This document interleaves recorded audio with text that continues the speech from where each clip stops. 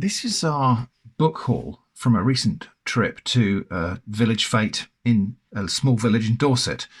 I picked up some really interesting books here, which have got lots of information about local walks and paths and buildings and such. Let's just have a quick look at these books, and then we're going to go out and explore one of the trails in one of them.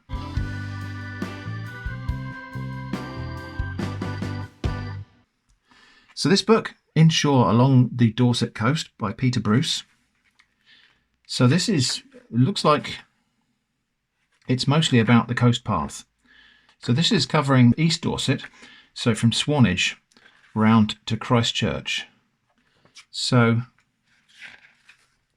yeah, some interesting stuff about the coastal path and sites along the way. So definitely useful for finding interesting stuff to show you. And there is bycatch. One of the things I love about buying second-hand books is we find things in them that weren't supplied with them when they were published. So things people have used as bookmarks or relevant cutouts or clippings or whatever. So this is looks like it's been pulled out of a magazine because it's got staple holes in it. So this is an article about the Fleet, Europe's largest lagoon and Britain's largest artificial harbour. The Fleet Lagoon at the back of Chesil Beach, so interesting little bit about that. And then we've got a leaflet about, probably another little clipping out of a smaller magazine, World Heritage Jurassic Coast. This is from River Axe looking towards Seaton. And then a few words about the Jurassic Coast. Called the Jurassic Coast because it's there are a lot of Jurassic fossils to be found and Jurassic strata exposed on the coast. Anyway, so there we go. So that's the Inshore Along the Dorset Coast book. We'll be exploring some of that at some point in future videos. The Buildings of Old Portland, Part 4 of a series on Weymouth and Portland by Eric Ricketts. Oh, I probably should say when these were published, shouldn't I? So this one,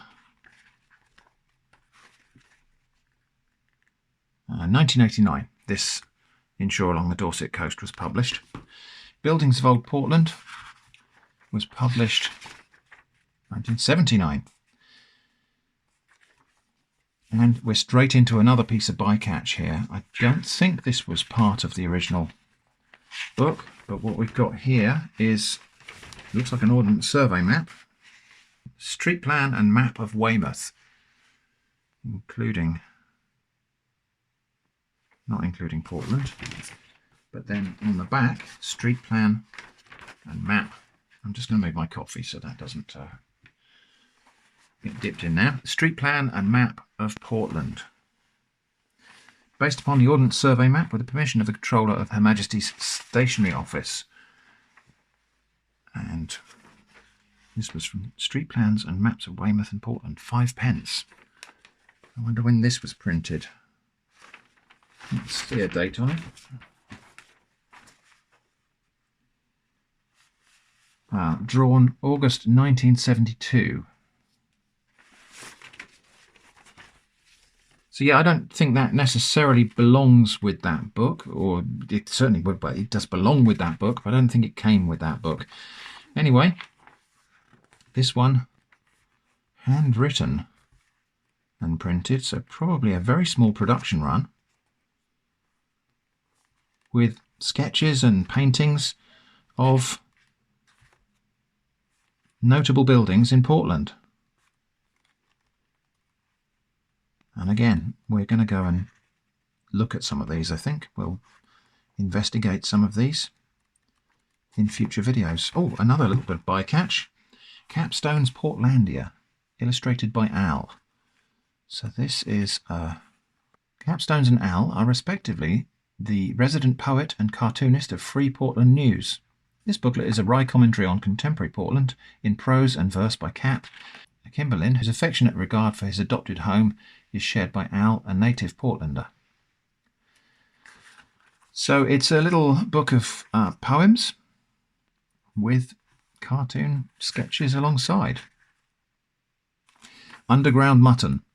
You can breed 'em and pet 'em, You can keep 'em till tame. You can catch 'em and cook 'em and shoot 'em as game. Don't mention their name. Or the walls will peel and the roof will leak, your bones will break and your shoes will squeak. You'll get boils and warts and bills in the morning, so please take a warning. Call them Wilfrids and furry things, coney and hairy things, long ears and bobtails. But whatever your habit, don't mention a rabbit.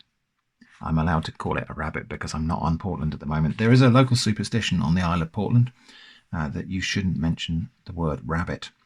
And it was considered very bad luck to see a rabbit if you were going off to work in the quarries or mines. Rabbits were blamed for cave-ins and things like that, and considered to be a portent of bad luck. Anyway, there we go. So Portlandia. I don't know when that was printed. It doesn't say. We don't know. So sometime probably in the 1970s. So The Buildings of Old Portland by Eric Ricketts. Patrick Wright, The Village That Died for England. So this is a huge book full of stories and reference about the village of Tyneham near Lulworth, which was taken over by the military in World War II as a kind of training ground and so on. And so people were just forcibly moved out of their homes. The village was taken over and it's now left kind of abandoned. You can visit Tyneham, I think, in the school holidays. So we may well visit Tyneham, but this looks to be a very, very comprehensive book of stories and facts about that whole thing. Smugglers' Trails, Pub Walks in Dorset by Carol Showell and Roger Guttridge. Published in 1997. This has a series of 25 walks, 25 reasonably doable walks, up to about 2-3 miles each, I think.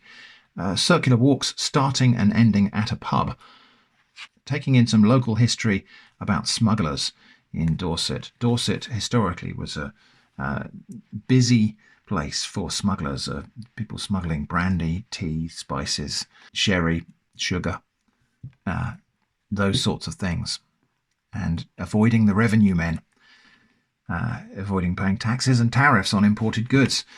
Topical. Anyway, so yeah, this is a book full of pub walks. Often the pub will have something to do with smugglers, sometimes the scenery, sometimes the places that the walk takes us will have connections with smugglers. So I think we're going to pick a walk from this book today and go off and explore it. So we're doing walk number 15 out of this book. It begins and ends at the Smugglers Inn here in Osmington Mills. It's a beautiful day. We've got a fantastic view across Weymouth Bay. Lovely clear skies. It's about 10 o'clock in the morning, so in theory our circular walk will get us back here just in time for lunch, and we'll have a pint pie or something in the Smugglers Inn. Smugglers Inn, obviously part of Smugglers Trails. It wasn't always called the Smugglers Inn. This was a popular meeting place for smugglers in the area, but of course calling it the Smugglers Inn when they're doing that would be a bit of a giveaway. It used to be called the Crown. So according to the book, as we face the Smugglers Inn, there's a footpath immediately to the left of the building. Now I'm not going to narrate the whole walk because obviously this is this book is copyright material and we are doing a fair use thing here, but I'm not just going to give you the whole content of the book. You'd have to go and find a copy of this if you want to read it verbatim. Anyway, here's the Smugglers Inn. I'm just going to check what time they serve food because we will be back here for lunch. It looks like they've got plenty of seating. It's not the weekend, so we should be good.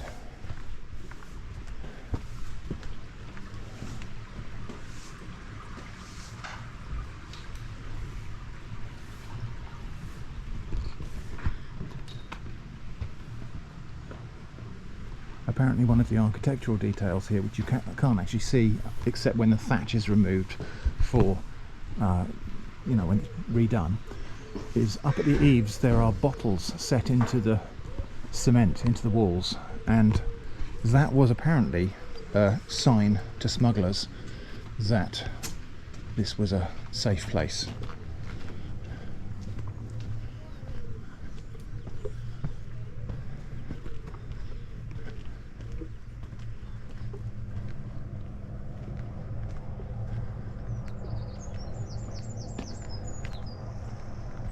Imagine living in a little cottage like this, where you have your own drawbridge basically across a, well, dry ditch at the moment, but I imagine there's running water in that in the winter.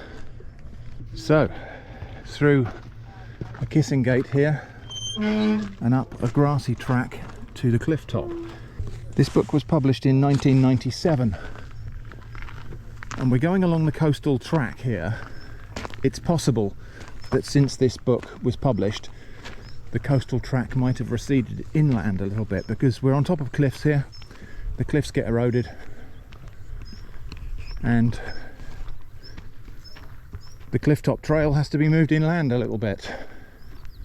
So I'm assuming we go up through these other set of gates here. Supposedly some nice views from up on the top here.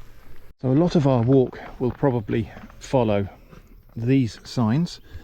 Footpaths in the UK, if you're not from around these parts, footpaths in the UK are often marked by these sorts of trail markers, and very often you'll find that you're walking along a trail, and where they intersect, they all have different symbols, like an acorn or a oak leaf or something like that, if they're different named trails. Back where I used to live in Hampshire, we had the Strawberry Trail.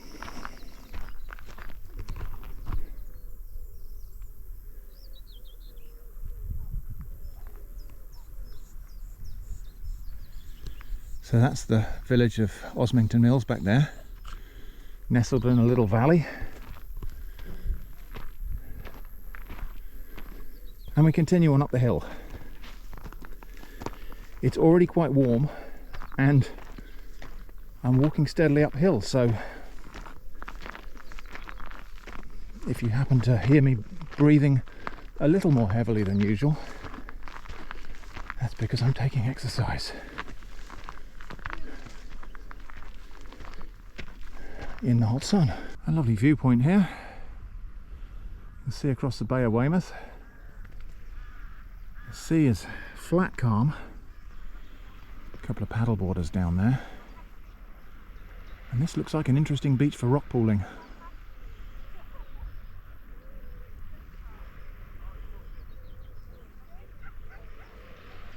Anyway, onward up the trail here. Now, walking through long vegetation like this in summer, always a little bit of a worry for ticks, so we do have tick repellent doused all over our clothing and exposed skin. Hopefully we'll not get bitten. I don't think the risk is quite so bad here at the coast as it might be inland on the heaths.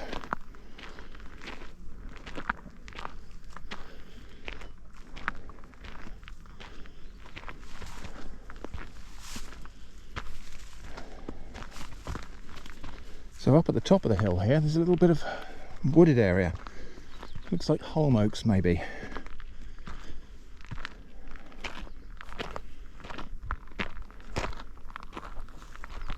I will just consult the book, make sure we're still on the right track. There is another viewpoint here. Let's see what the view looks like now. Very similar, but higher up.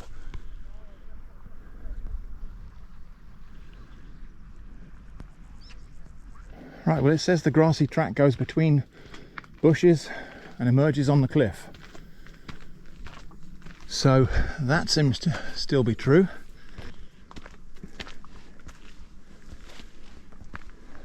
Oh, bumblebee.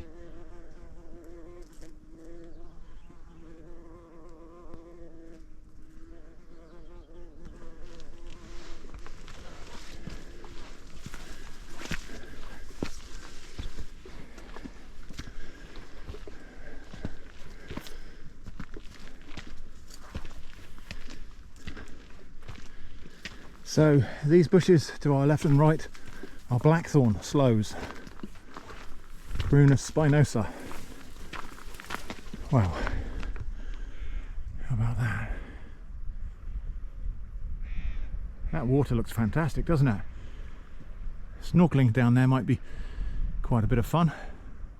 So over there we can see the Isle of Portland, Chesil Beach connecting it to the mainland, Wake Regis over there, Weymouth, and then round the bay to Osmington.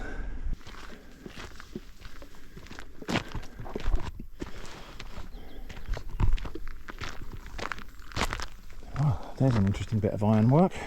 I wonder what that's all about. Remains of some structure here. Possibly a pillbox or a gun emplacement or something. And perhaps that was something to do with that. Anybody recognise what this is? Let me know in the comments. Looks like its purpose might have been for anchoring something. Perhaps there was a winch here to pull things up the cliff or something.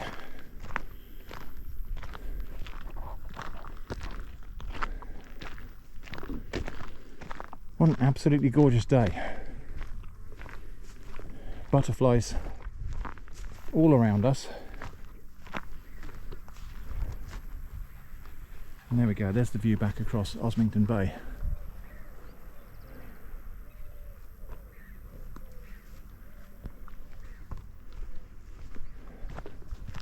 We're following the written instructions as closely as we can.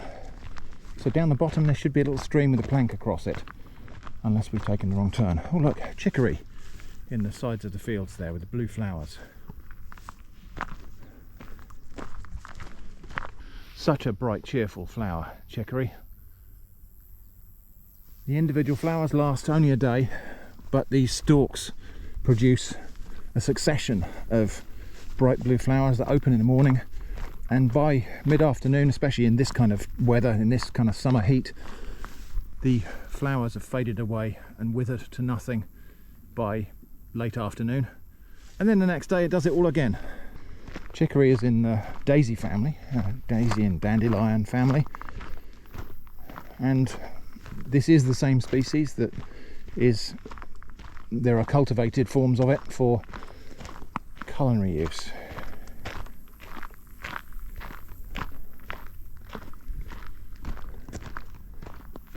I can't quite get over how calm and clear the sea looks today. I don't know what the tide is doing at the moment. It looks like it might be on the way out. Some rocks just about to break the surface down there.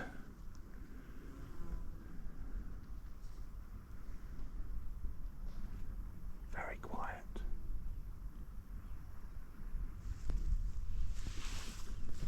So we follow all the way along this clifftop path until we get to Ringstead. Then we cross a little stream at the bottom of a dip, and then we head back inland.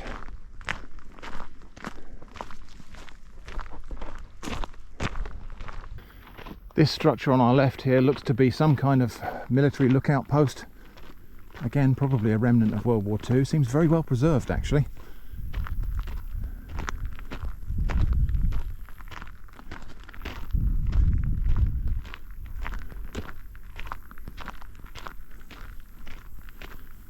So presumably looking out across the bay, obviously defensive lookout post there for Weymouth Bay. Probably a counterpart to this lookout post on Portland, looking back this way.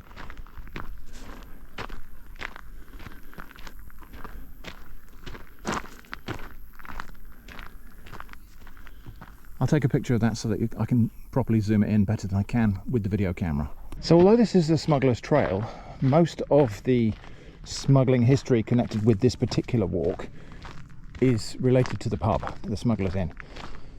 So that was a meeting place for local smugglers. So this was in the 17th and 18th century, and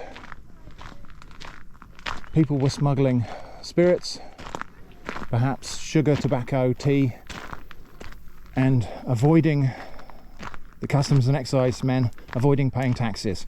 Now, who was right and who was wrong in that context is a matter of debate and opinion. Obviously the law was that you had to pay taxes on imported goods, but the customs and excise men were quite violent and overstepped their authority a lot. One of the tales connected to this pub, the Smugglers Inn, is about a a local man whose son, a fisherman, went out fishing, and on his way back he was captured and killed by the excise men because they mistook him for a smuggler. Of course, that's the story we're told. It's a little bit difficult to tell who's playing the innocent part here and who's truly innocent, and it's hard to tell myth from fact this far away from the events. So a lot of it's just been repeated as local folklore. It may have been recorded in local newspapers and things like that, but in every case we're only hearing really one side of the story. So yes, the smugglers were breaking the law by bringing brandy and other spirits and tobacco and sugar and tea and stuff into the country, importing them without license and without paying the proper taxes. But the people in charge of enforcing the borders were just a bit wild, and probably on many occasions persecuted completely innocent people because they could. So down there we can see limestone shelves all the way along this bay, around sort of this area on the Jurassic coast. You see this. These shelves here are successive layers of sedimentary rock that's been tilted and then eroded away. So you're seeing different eras of time being exposed there. So if you want to get away from the noises of human activity, this is a really good place for that. I can hear boats out in the harbour. I can hear planes overhead. I can't hear any traffic.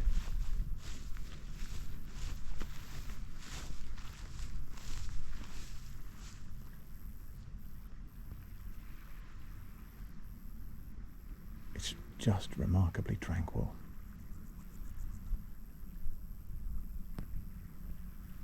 So another lookout post down here on the other side of the hill. So the one we saw before is over the brow of this hill here.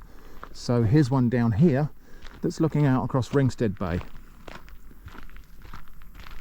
And this is very common configuration with these pillboxes and lookout posts, is you find them in a line all the way along the coast.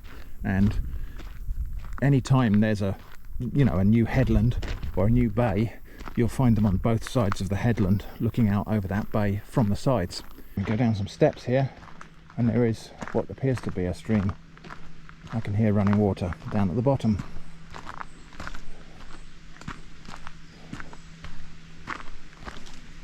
So down these rather uneven steps, and there should be a plank across the stream.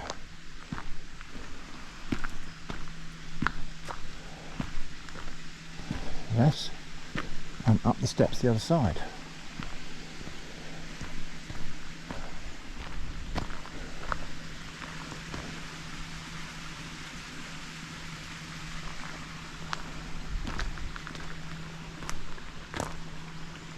So a little chalk stream here, no doubt coming out of a hillside somewhere not very far away up the hill, since this is all chalk hills around here, and so there's probably a little spring upstream where this chalk stream emerges.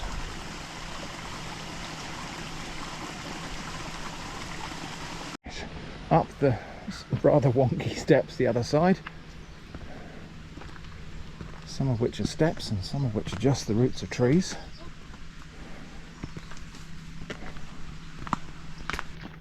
It's very nice to be walking in the shade here. A lot of the cliff top path here is shaded. It does impede the view of the sea, but it's welcome shade on a hot day like this. It's only about 10 o'clock in the morning and 10:30, but it's already quite hot. I was tempted to do one of these 1 minute plant identification dashes like I did on the Cornish pasty video, but I think I probably won't. This is, I think, hoary willow herb, or it might be great willow herb. Bindweed there, hedge bindweed. We will probably see some field bindweed in a minute, a lower growing plant with pink and white flowers. So here we are, this is Ringstead we're coming into now, which, as the book says, This location would have been the landing point for many an illicit cargo in times gone past. Partly because as a little village or hamlet, it's very secluded. It's far away from the big town. Same with Osmington, really. It's a really secluded little hamlet tucked away in a valley. So not easily seen or watched from afar. So yeah, probably a popular spot. And I think the beach is probably quite easy for small boats to land. So, popular spot for smugglers.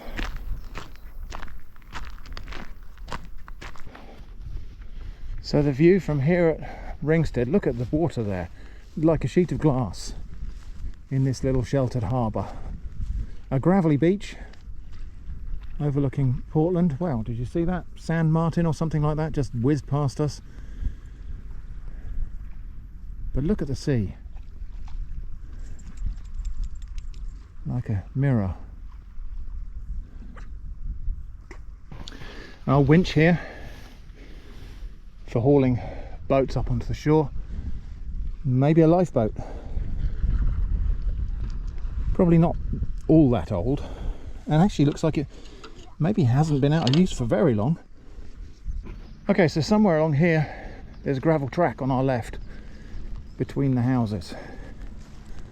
I think when the book was printed this must have been a gravel track, but it's now a metalled road.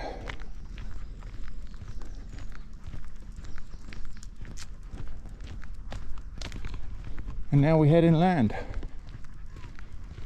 This is the furthest sort of outbound point of our walk today, but it's a bit of a square walk rather than circular walk. So this is the second side of it. So we follow this road inland, and then we pick up another trail at some point that goes off left here. There might not be quite so much footage on the way back unless there's something to look at.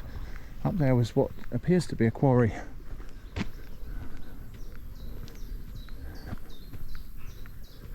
That's quarrying like local limestone for building, or maybe quarrying chalk for turning into quicklime in lime kilns. Anyway, we have to walk along this track now. Heading away from the sea now, but still remarkably tranquil here. Different kind of calm. This is the calm of hills and valleys.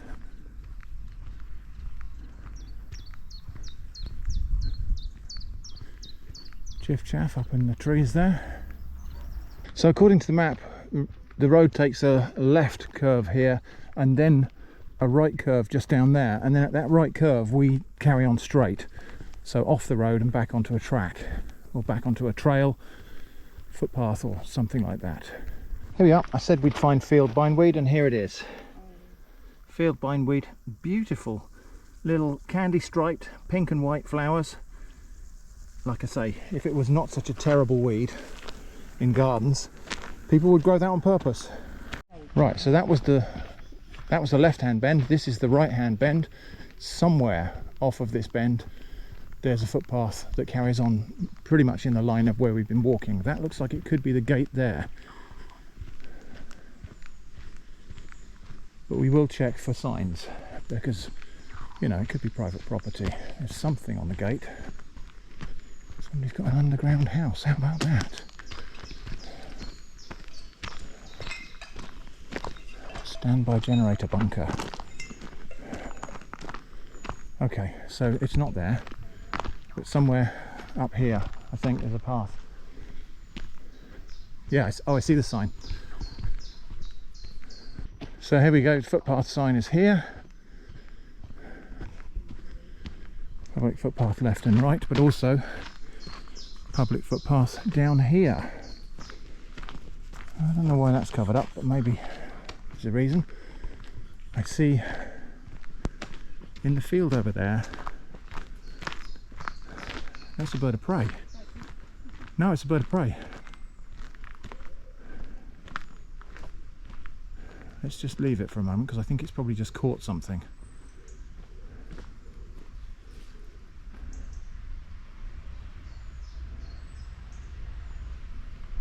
I don't want to disturb it and drive it away from its catch. So we'll take the widest possible route on the track.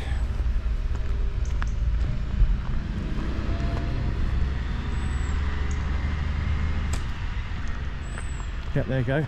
So it's just flown off. It's got a vole or something like that. I don't know what that is. Maybe a buzzard? I don't know. I'm not very good on birds of prey. Anyway, on with the walk. That doesn't seem right, does it? Oh, what's that place called? So the book was a little bit confusing there because it talks about yellow arrows on posts, which are not in evidence, but it talks about the road forking and we bear right and then carry on back towards Osmington Mills through the woods. So I think we're on the right track. I'm sure if we're not, somebody will tell us.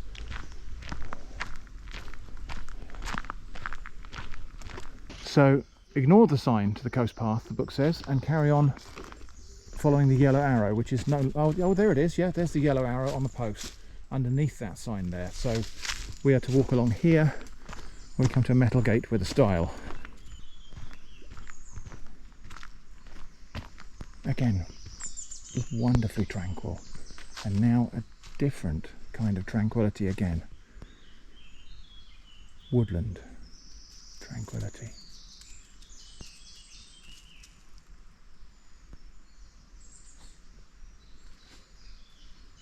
Birds in the trees, gentle rustling of leaves in the canopy above.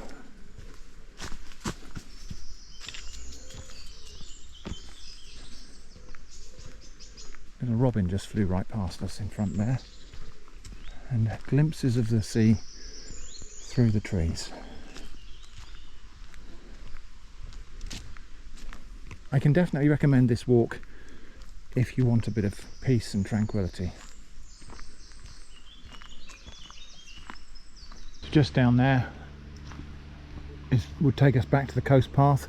I think that probably joins on to where we crossed the stream. I can hear running water down there.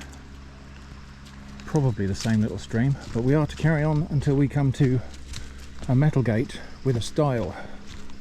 It doesn't look like there is a stile anymore.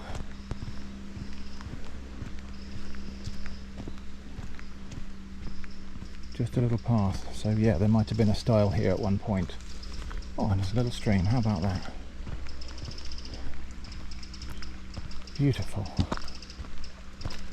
Now, do we cross this stream and back up there? I will consult the guide. Eva's rescuing stones from the river. Well done.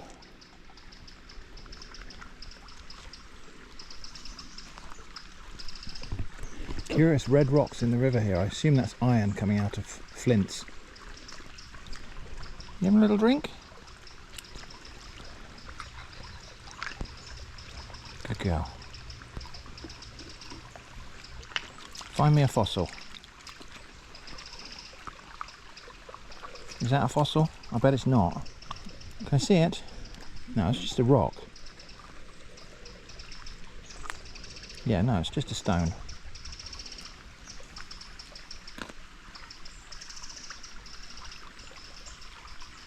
Right, but we don't cross on the stepping stones. We bear right at the fork towards Osmington.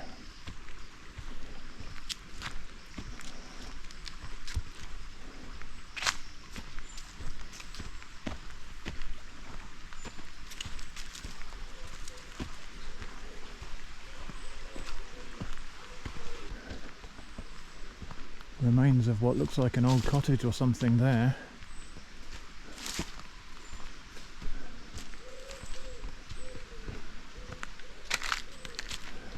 Maybe an old church. Just looking at the window there, there's a kind of slit window, like an embrasure for, you know, an arrow slit. But sometimes they had that in barns and things here. But two large pillars at either sides of the gate there. I wonder if this is the ruin of an old church. It does look like it, doesn't it? So a steady uphill climb alongside the little babbling brook we can hear off to the left there.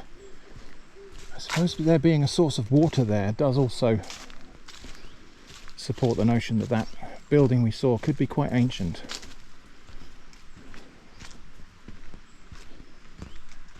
This area to our left is all private property. In fact, I can see a manicured lawn. Or is that a pond? No, I think that's a big pond. It looked like a manicured lawn, but no, it's a pond.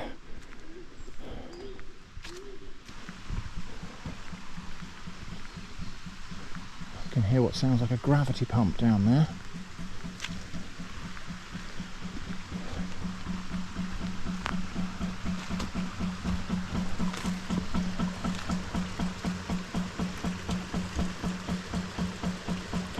So yes, inside there'll be a little pump that uses the head of water to pulse and create higher pressure at the expense of loss of volume, and that'll be driving water up the hill there or something, probably, or actually probably up the hill in this direction, since I'm standing on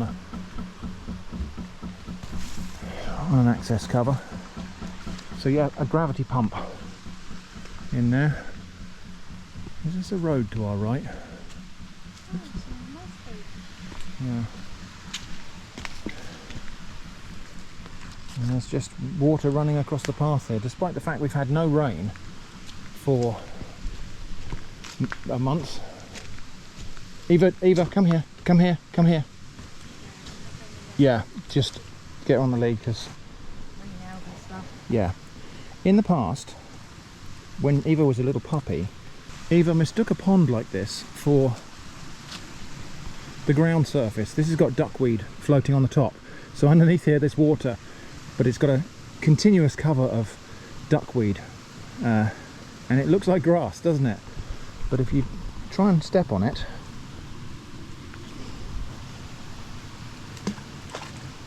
it's water. So when Eva was a little pup, one time she thought she could run across there and she fell in, and I think that's the only time I've actually ever seen her swim. She instinctively swam to the other side and jumped out, and then had a massive zoomies because of the excitement of the whole event. So yeah, despite the fact we haven't had rain for a month, there is running water here, which means it's a spring that's just coming out of an aquifer in the chalk. So steeply and steadily uphill now as we go back up towards Osmington. Quite useful for working up an appetite for lunch. Hopefully we'll just arrive back at the Smugglers at the right time. Well, that's quite a relentless slope up there. It is lovely though to be walking in the shade of trees. This would not be nearly so pleasant a walk if it was under the full sun. So yeah, that's got to be a full mile of uphill slog. Not slippery, not loose underfoot, just relentlessly uphill for a whole mile. But you know, they say that you should take exercise that leaves you slightly out of breath, and we've done that. So now I think we have to go on the track across this field. Eva, you need to go back on the lead. So up to a hilltop.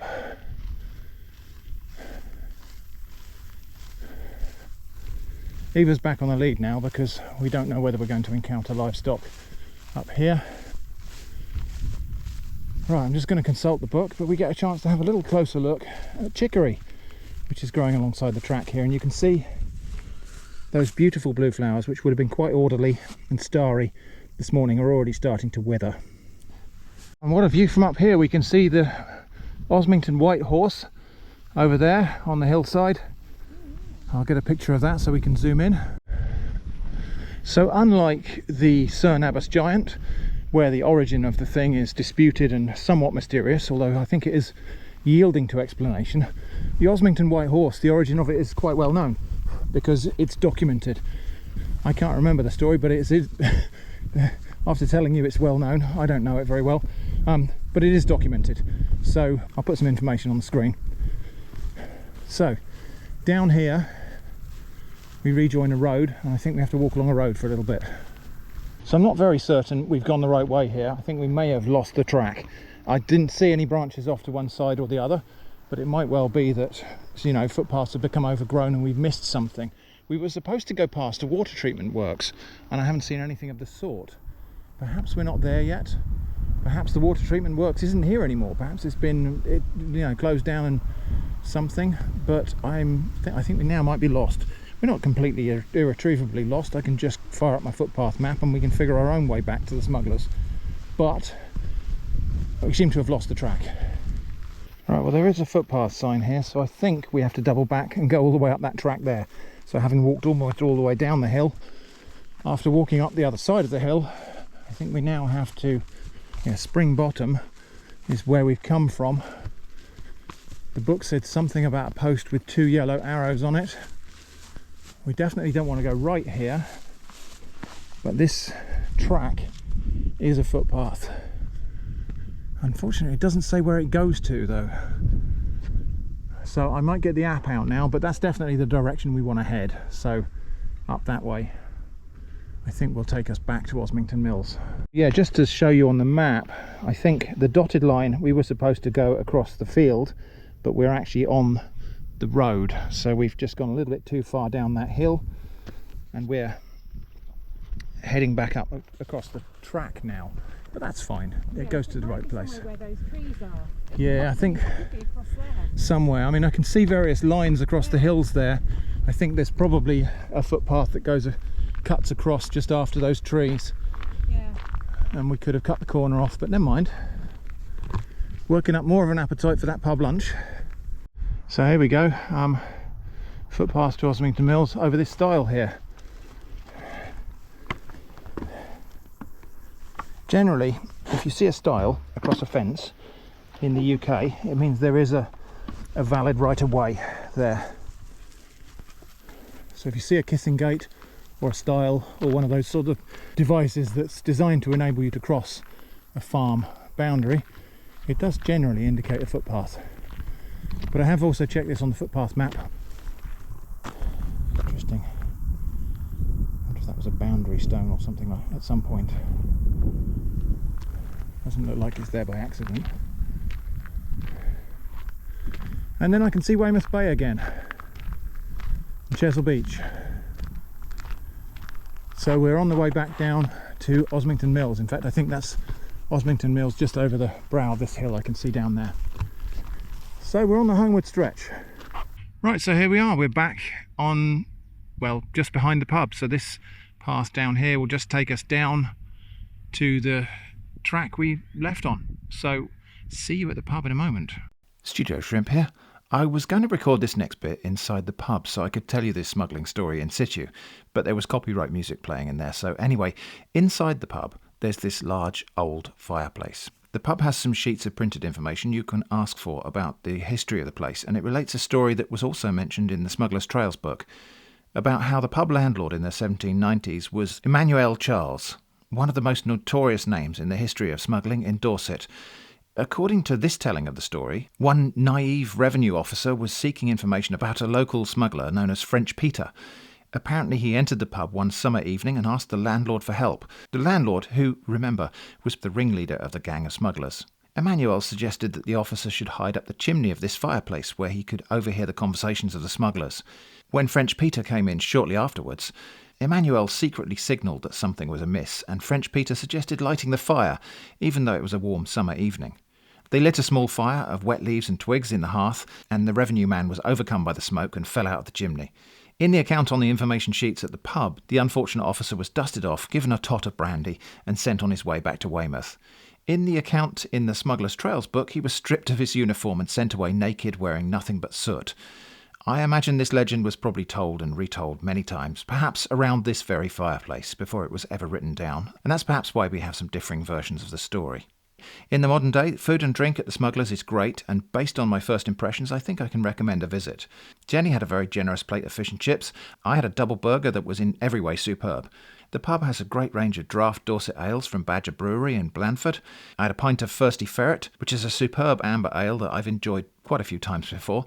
I saw they also had a nettle ale, so I had to try that. It was interesting and it's a pretty decent brew. I didn't enjoy it quite as much as my first pint, but it was good because I could pick out some of the flavour notes that were the same as my own nettle beer, which was fun. So that's this particular walking trail done.